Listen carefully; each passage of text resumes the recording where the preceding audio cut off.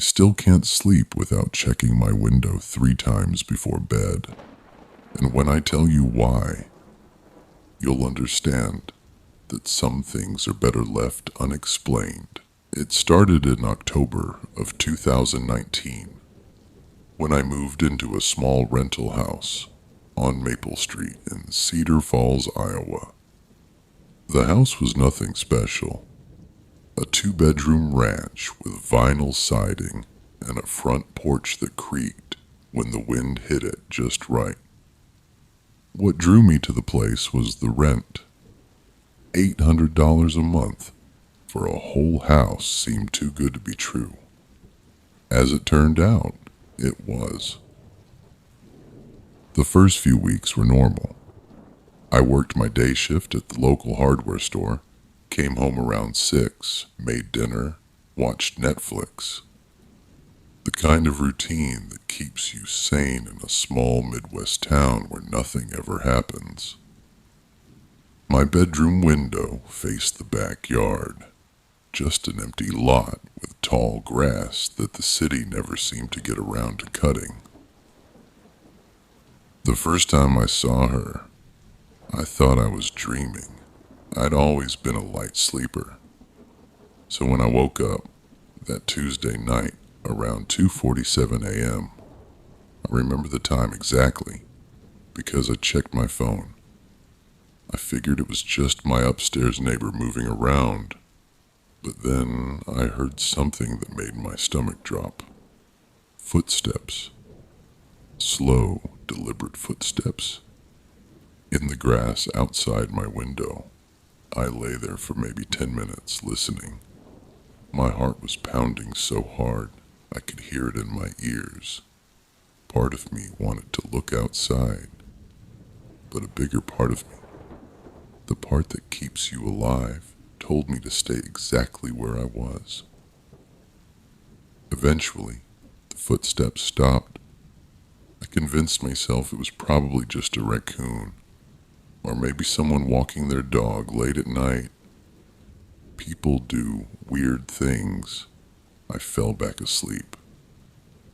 But she came back the next night, and the night after that. By the 4th night, I couldn't ignore it anymore. The footsteps always started around 2:45 a.m., always in the same spot directly outside my bedroom window. They would pace back and forth for exactly 23 minutes. I started timing it, then stop. Complete silence until morning. I knew I had to look. That Friday night, I waited. I kept my bedroom light off and positioned myself at the edge of my window where I could peek through the blinds without being seen. My hands were shaking. I kept telling myself there was a logical explanation.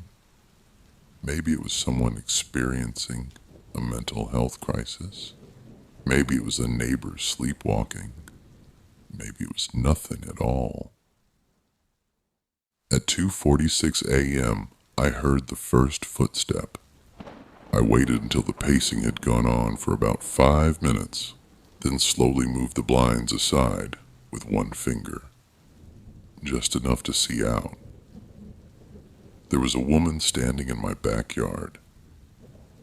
She was maybe 30 feet away, wearing what looked like a white nightgown that went down to her ankles. Her hair was long and dark, hanging down over her face. She was barefoot, and she was walking back and forth in a perfect straight line, like she was pacing in a prison cell. But here's what made my blood run cold. Every few steps she would stop and turn toward my window. Not toward the house, toward my specific window. Like she knew exactly which room I was in.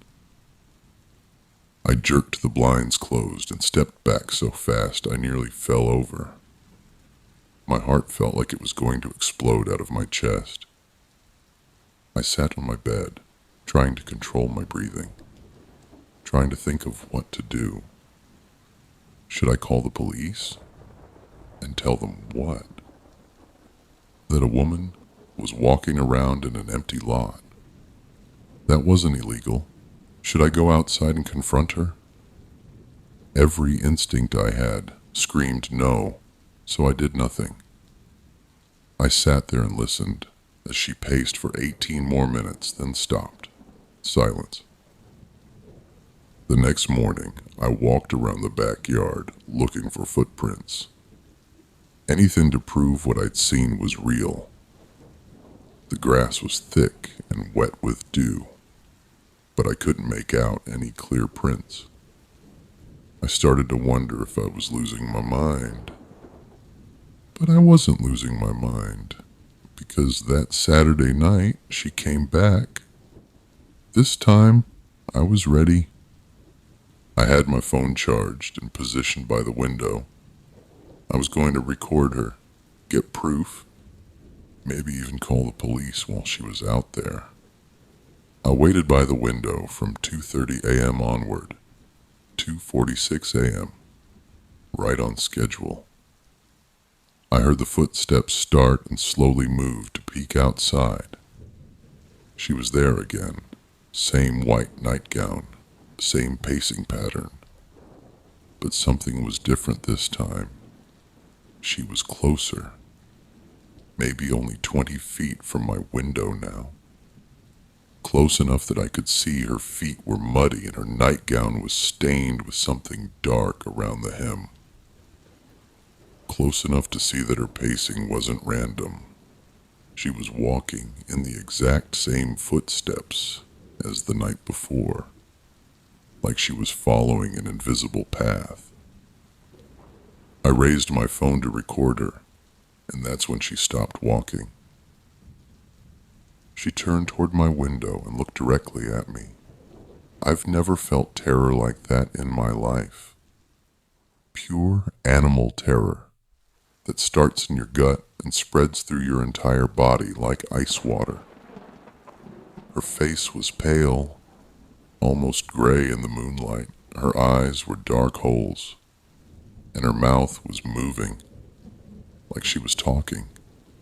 But I couldn't hear anything through the glass. I dropped my phone and stumbled backward, knocking over my nightstand. When I looked again, she was gone. In my living room, with all the lights on, checking every window every few minutes. Nothing. Sunday night, I decided to stay at my buddy Mike's apartment across town. I told him I was having some work done on the house. I couldn't tell him the truth, that I was afraid of a woman in my backyard. He would have thought I was crazy. Monday night, I came back. I figured maybe she'd move on, find somewhere else to do whatever it was she was doing. But at 2:46 a.m., the footsteps started again. This time, I didn't look. I pulled my pillow over my head and tried to block out the sound. But after about 10 minutes, the pacing stopped, complete silence. Then I heard something that made every hair on my body stand up. Someone was tapping on my bedroom window. Soft at first, then harder. Tap, tap, tap. Like fingernails on glass. I lay there paralyzed, not even breathing. The tapping continued for what felt like hours, but was probably only a few minutes.